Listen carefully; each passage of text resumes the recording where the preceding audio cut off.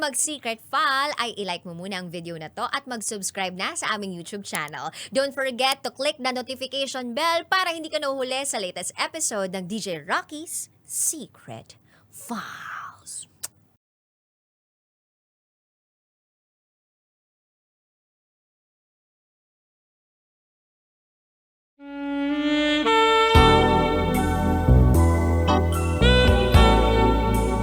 And now, it's time for SPG, as in Super Wagner Secret File.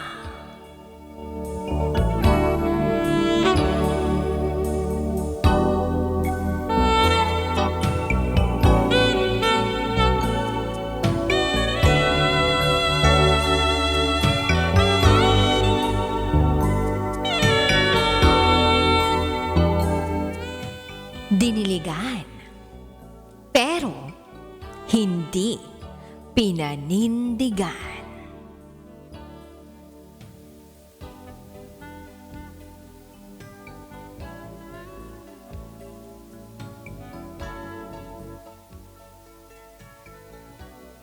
Hi DJ Rocky. Itago mo na lang ako sa pangalang MJ. At ito, ang aking SPG, as in Super Wagner Secret File.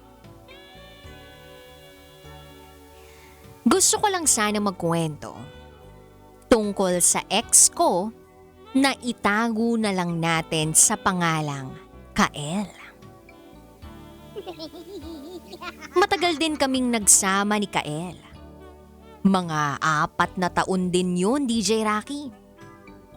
Naging kami, November 2018. Nag-live-in kami, March 2020, noong nag-pandemic.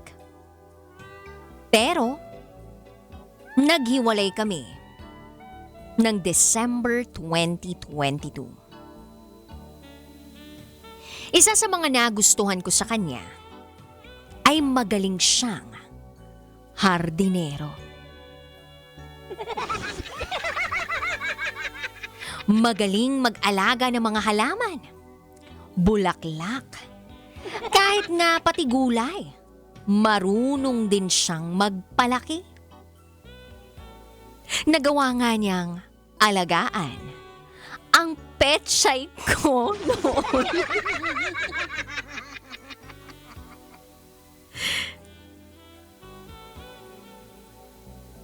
Napabayaan nga lang kasi naghiwalay na kami. Kaya hindi ko na yun naalagaan sa paraang katulad ng kay Kael. At eto na nga, noong kami pa, naalala ko, May 2021. Summer noon, sobrang init. Tuyong-tuyo ang garden ko. Tuyo ang flowers ko. Tuyo ang petsay. Basta, tuyo lahat. Kaya sabi ko kay Kael, "Babe, padilig naman, oh." Tanong niya, "Nang ano, babe?" Sagot ko, "Nang petsay ko, ng flower ko sa garden. Kau talaga?" Makulit naman niya akong sinagot ng, paano kung ayokong diligan yung mga yun, babe?"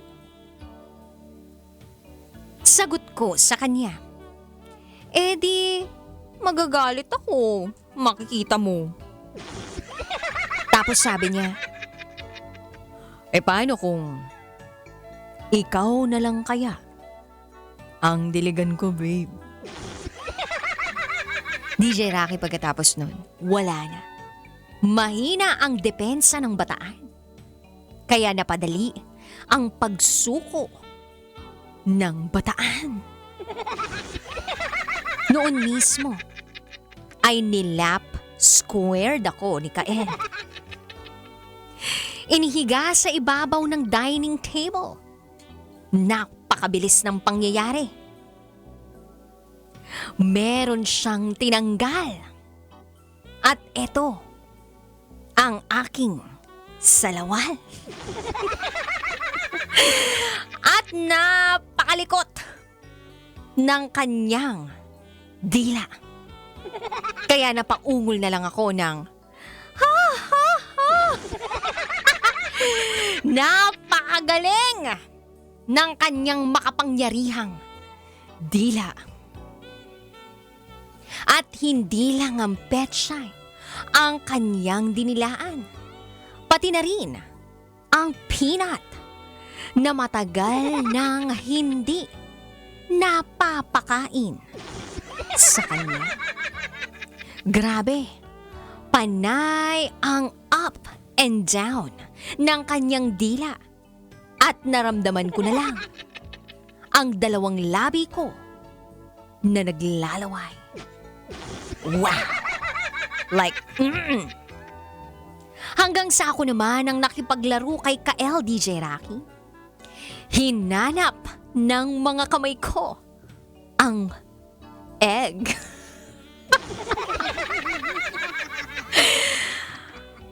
At grabe, ang egg ay nagmistulang mga bagong luto na siomay.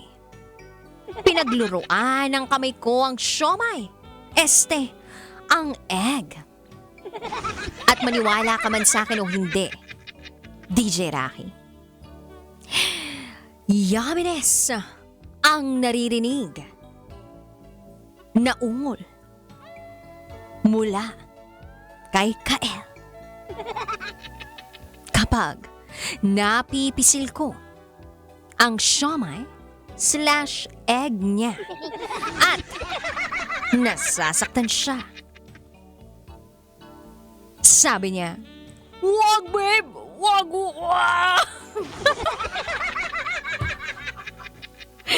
Pero hindi ko kayang pakawalan ang egg/siomay niya, kaya gumanti ako. Dinilaan ko ang nasa pagitan ng kanyang egg na parabang nakiliti siya at nangisay sa sarap. Isang malakas na sigaw na, ang narinig ko mula sa kanya. Naawa na rin ako sa kanya dahil nanigas na kung anuman ang dapat manigas. Kaya itinigil ko na ang pagpisil. At sa huling hugto ng aming bakbakan sa dining table ay pumasok na ang dapat ipasok. At doon ay paulit-ulit nang nagwisik-wisik ang host niya. Para bang nililinis ang buong dining table sa paggamit ng kanyang hose. Nakakapagod pero masarap. Kaso, ang garden naman sa labas ng aming bahay, tuyo pa rin. Mula noon, madalas na niyang diligan ang garden ko. Pero almost 2 years ago, nagkahiwalay na kami. Dahil nakahanap na siya ng ibang petsyay na didiligan. Ako naman ay nagmistulang